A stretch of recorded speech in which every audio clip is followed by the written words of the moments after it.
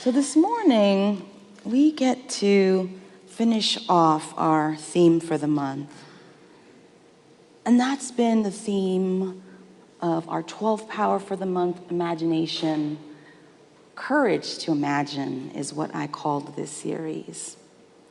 And so as we've been talking about all month, imagination is really about the ability to see in our mind's eye the truth of our being. To see in our mind's eye what our soul stirs up in us. To say, this is really how I'm supposed to be living my life. This is really who I'm supposed to be in this iteration of life. So we're creating that opportunity to use our sacred faculty of imagination to begin that journey within that then outpictures into the world. All those sensations, using all of those senses, using all of that information that comes to us in those many different ways to be able to then activate that imagination. The question that I've been asking all month is, do you have the courage to imagine? You have the courage to imagine, because it will require us being bold and being brave to be able to manifest that imagination. 2 weeks ago, we started out by looking at how do we look at imagination? What is it? How do we manifest it? How do we create the life that we want? How do we move more into listening to spirit, into that intuition that comes through as that divine spark to be able to create, to innovate our lives, to resurrect, to restore, to renew our lives? And the question that I ask is, what might happen in your life if you actually listen to that creative imagination? We moved on last week to talk about not just our own lives, how do we use imagination to change our own lives, but how can we use imagination to engage with others and creatively engage in this collective imagination to move forward truth in the world? How do we see with the sight of the hawk from the high watch, to be able to see what is not there, but to know that something is there, something more, something that will nourish us, that will guide us, that will create a new place, so that we see with that one sight, we see that with that one eye that is only God and that is only good, no matter what is happening in the world, what is happening in our bodies, what is happening in our families and our relationships with our loved ones, that we only see with that laser sharp focus of God, of spirit, of allness, of wholeness, of oneness, of the truth of your being. Changing sight changes circumstances. We see it right, we set it right. So today, we get to play in this idea of imagination and freedom. We started actually some of this that we're ending today a month ago with Mother's Day. At Mother's Day, I invited you all to hold in your energy and in your intention and in your prayer time this concept of a season of healing. From Mother's Day to Father's Day. To hold in your hearts the intention to be able to heal those primordial wounds. Those wounds that we have with our family of origin, with our parents, with maybe our grandparents, other father, mother figures in our lives. But more than that, to also set the intention to heal the divine masculine and the divine feminine. So the Holy Father and the Holy Mother, the way in which our lives have maybe been marked, and sometimes not in the greatest of ways, by the ways that those things have been expressed in our lives, about the things we've been told about the divine masculine or the divine feminine, or the ways in which those energies have not truly been free. So So today, it's Father's Day, which reminds us about healing that relationship to the masculine. The divine masculine and the divine feminine are not about genders. It's not about man, woman. It's similar to the concept of Chinese yin and yang. And I find that, when we start to talk about masculine and feminine, we get caught up in genders, but think of it as just energies that we all exhibit, energies that we're all supposed to have in balance. And so when we're out of balance, when we're moving forward in energy just in one sacred lane, if you will, then we're out of balance. So today is really about remembering about divine masculine liberation and freedom from what many people have called toxic masculinity, the ways in which masculinity has been employed in the world that has not been helpful to humanity. Because the reality is it's not about men, it's about energy that we bring, that we all have, and being able to restore that, to be able to understand that. Divine masculine is about protection and safety and guidance, responsibility. It's also about discipline and boundaries and the structure and logic and taking charge, leadership, action, confidence, will. These are all considered divine masculine characteristics. They're not bad at all.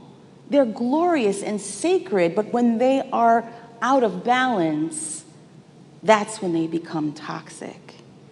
So today we're going to set that intention, and we're sort of sealing it, right? That season of healing today. Today, we can also talk about another kind of freedom, another kind of liberation. Today is Juneteenth. How many folks know what Juneteenth is? Oh, most of you all right.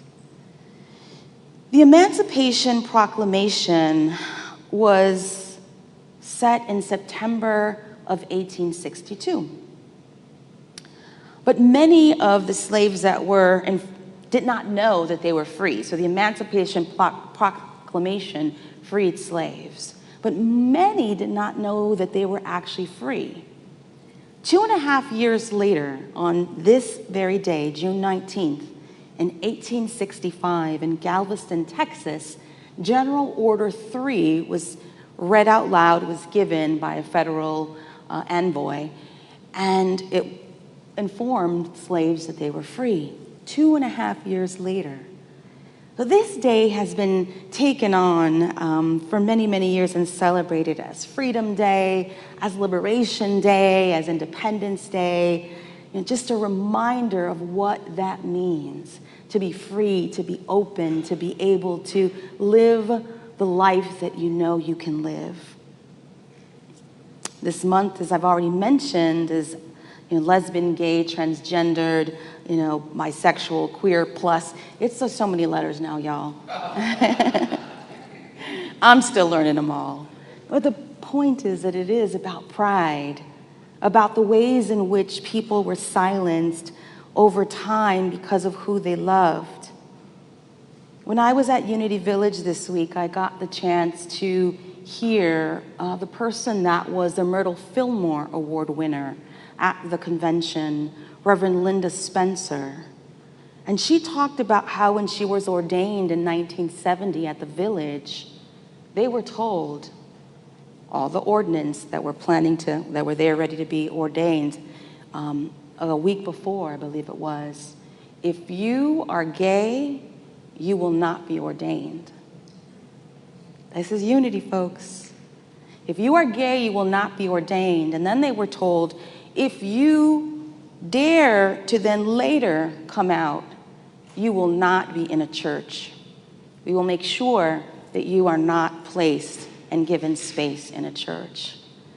She was in that 1970 class, as were several other folks that identified as gay or lesbian, and they stayed silent. Fast forward to 1984, she was in a church and she had been there for some time. Again, silent, not out. But guess what? she met a woman and she fell in love. And what happens when we fall in love? Well, we get brave, don't we? We are like, right? We get that pep in our step. We get that courage. We get that conviction. We get that something. That was my story the first time I fell in love with a woman. I was like, I'm coming out, right? Like the song. That was my wife's story. She gave me permission to tell a little bit about her story. You know, she came out a little over a year ago when she was going to marry me. Can you imagine calling your parents in Mexico and being like, so, getting married, and by the way, I'm a lesbian? Big shock, and yet not, because they knew all along, but it was just about having that courage to step forward into the truth and allow it to be.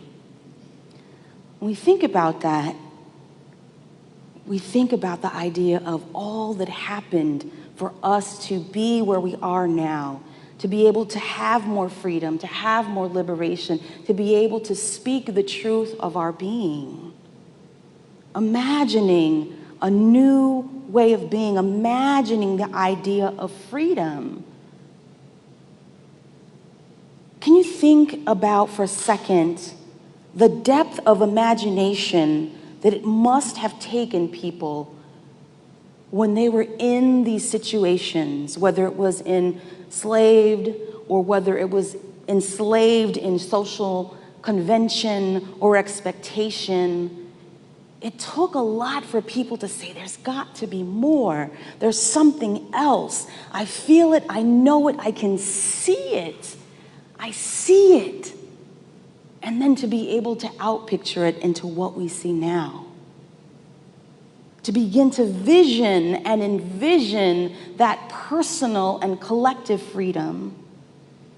But here's the beautiful thing about why I'm bringing up these things or these movements or these times or these ideas is because it's about freedom.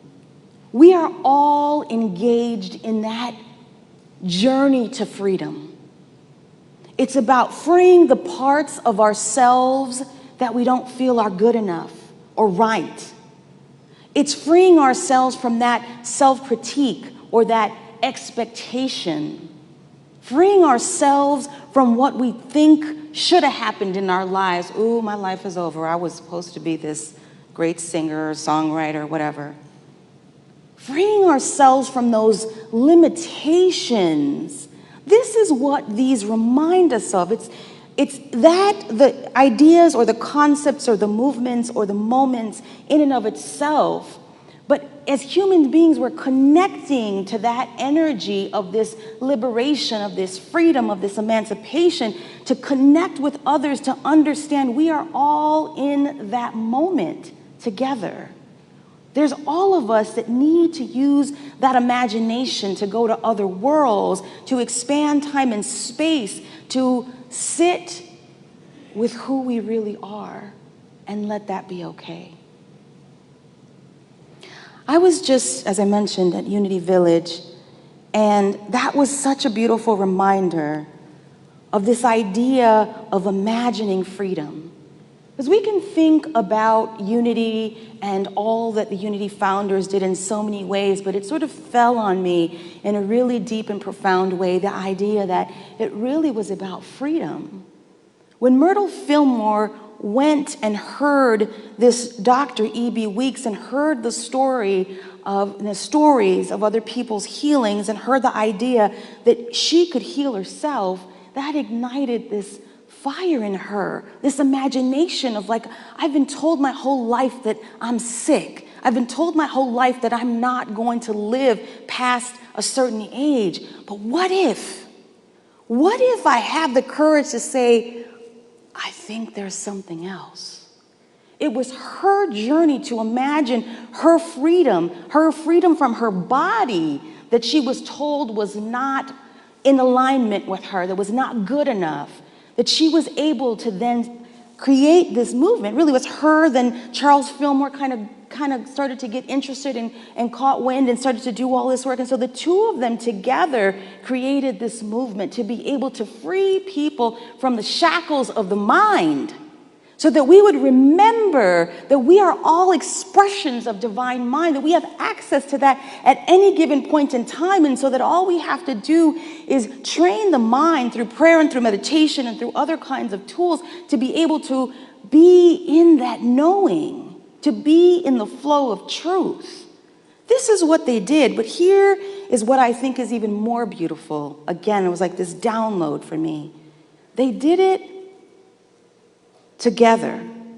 They did it as this amazing expression of the divine and the divine feminine and the divine masculine. They were doing it together, and yet each of them embodied, so I'm not saying Charles was a masculine divine energy and Myrtle was, though of course we could sort of talk about that, but both of them embodied this energy, this balance so beautifully.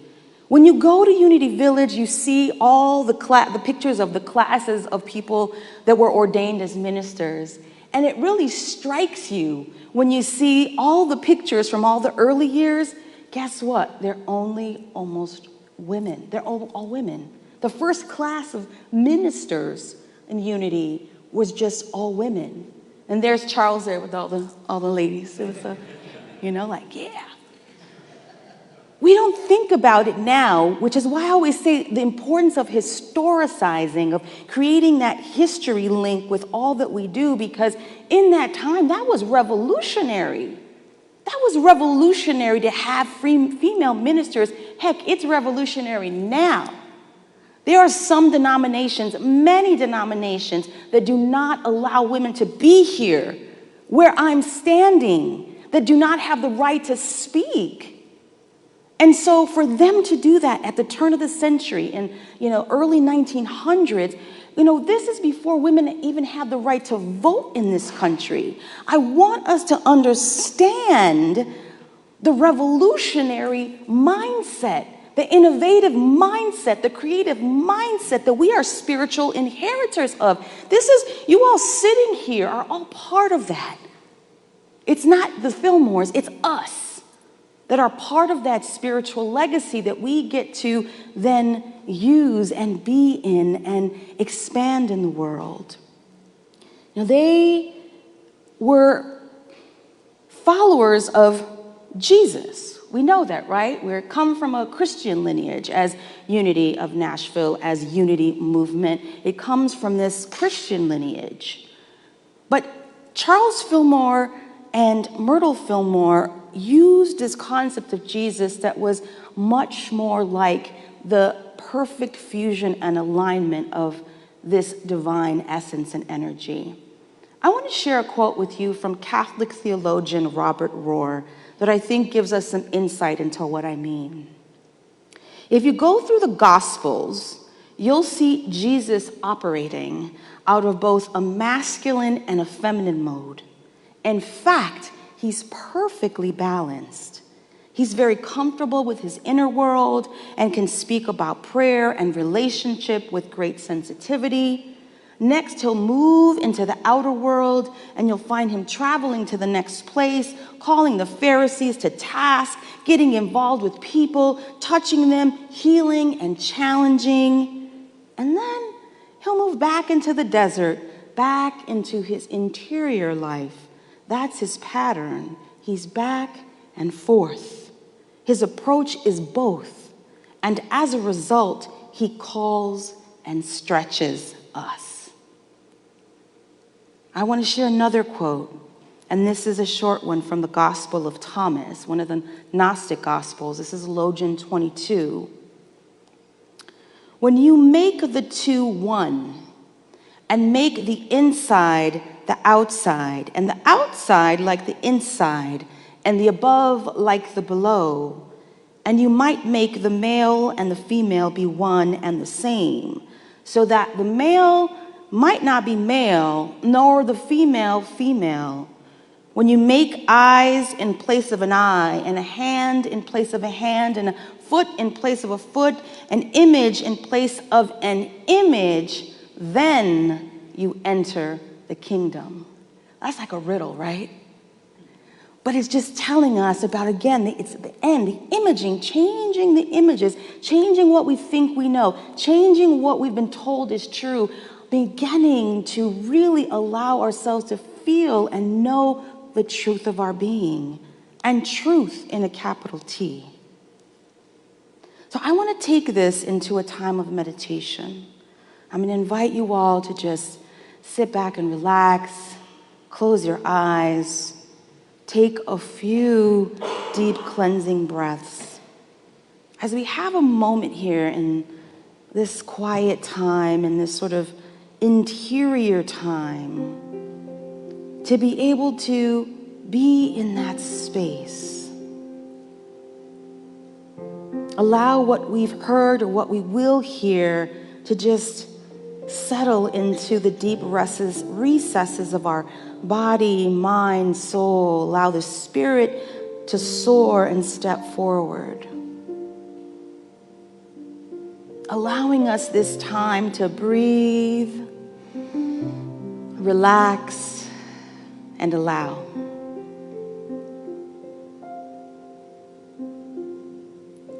We allow in this sacred space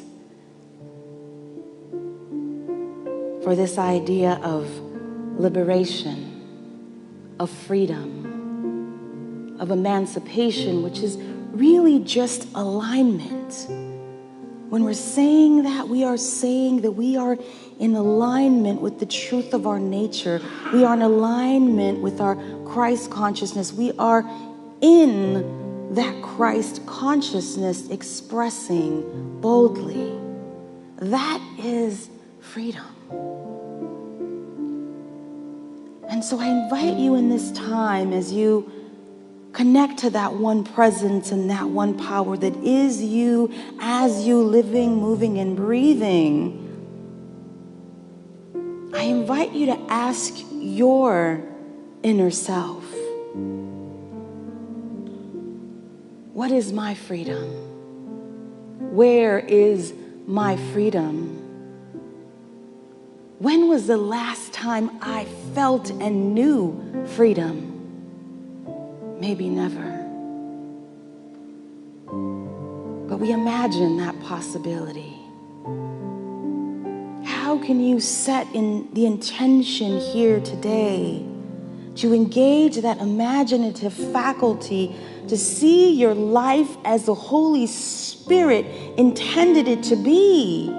Not in shackles, not in chains, not in lack, not in limitation, not in expectations that other people have of you, not in shame, not in guilt, but in glory, holy glory.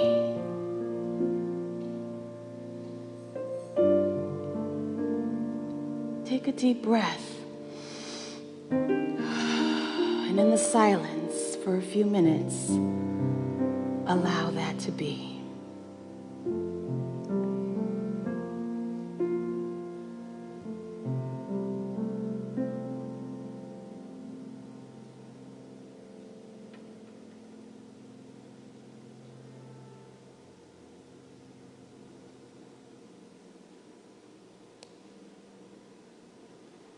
Today, we collectively activate our imagination energy center between our eyes, infusing this area of our body with light.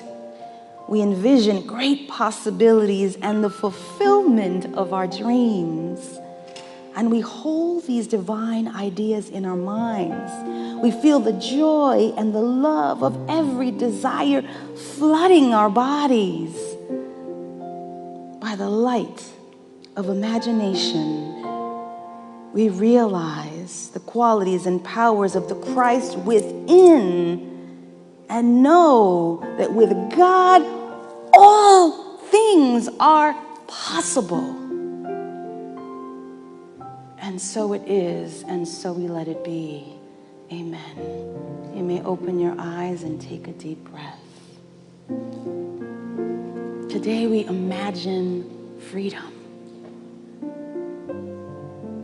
We let go of that slave consciousness. We let go of that mind of lack and limitation, that captive, whatever you're captive of. Maybe it's an addiction. Maybe it's a bodily situation, whatever it is that you feel captive of, allow yourself to heal. Reveal and heal. Remember and heal. Imagine and heal. What freedom do you imagine today for yourself and the world? And as I close, I want to share with you what my imagination creates. I've had several people say to me, why is it that you always talk about your identity? Why is it that you're on the pulpit always saying who you are as a person of color or as a person in the LGBTQ community? Is it not counterproductive? Is it not something that takes us away from unity but creates division? And I love that question, and I get it.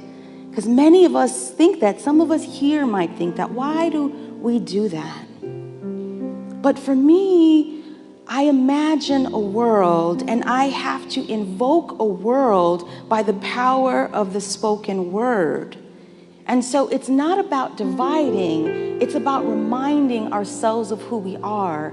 It's about speaking the truth of who we are, our stories, our complexities, our diversities, to be able to have those points of connection, of communion, of love. I invite you into my world because I want to know yours. Maybe I know it already and you don't know mine. Therein lies the importance of telling our stories. You know, my wife told me her story that at 12 years old, she wanted to kill herself. She almost did, except her sister walked in and caught her. Because she truly believed that because she had the feelings that she did, that she was going to be killed. She lived with that specter her whole childhood because of who she was and how she felt. My grandmother told me since I was a little girl, no vives con pelos en la lengua. And roughly translated, literally translated, means you can't live and speak with hairs on your tongue. That sounds kind of weird, right? Hairs on your tongue? But think about it for a second. What if you did have hairs on your tongue? It's obstructing you, right? It's uncomfortable. It's weird. And so she was saying, speak without that obstruction. Speak without those things that limit you. Speak without that uncomfortability and just speak. And so I took that. So I stand here today being who I am and sharing that with you all because there is another little Veronica somewhere in the world that is in that situation. This is the reality of our world. And so my words matter. My life matters. My example matters so that I can give somebody an imagination vision that they can catch onto and be like, oh, I didn't know that. I didn't know that existed. It's not to set divisions at all. It's about creating space for us to be together and to understand who we are. All of us are spiritual links to each other. Our freedom is bound. And so I'm creating a space for all of us to be free. You all have historically, as a congregation, have been creating a space to be free. We are all trying to get free. We are telling our stories to be free, telling our stories of addiction so someone else can be free. Telling our stories to be free, loosening the bonds. As I close, Isaiah 58:6 says, is not this the fast I chose, to loose the bonds of injustice, to undo the straps of the yoke, to let the oppressed go free, and to break every yoke. So today we break those yokes. We break that ability that we can't speak. We break the ability. We take off the shackles. Shackles of the past, shackles of the mind, captives that we are. We know freedom. We engage freedom. We are freedom. And we share and engage in the freedom of all. Set it right. See it right. Courage to imagine. Do you all have courage to imagine? For those of you who are able, I invite you to stand. If you're able to stand, let's affirm that together. If you're not, that's okay. I would like you all to take a deep breath and say, I have the courage to imagine. I have the courage to imagine. Turn to somebody and tell them, you have the courage to imagine. You have the courage to imagine.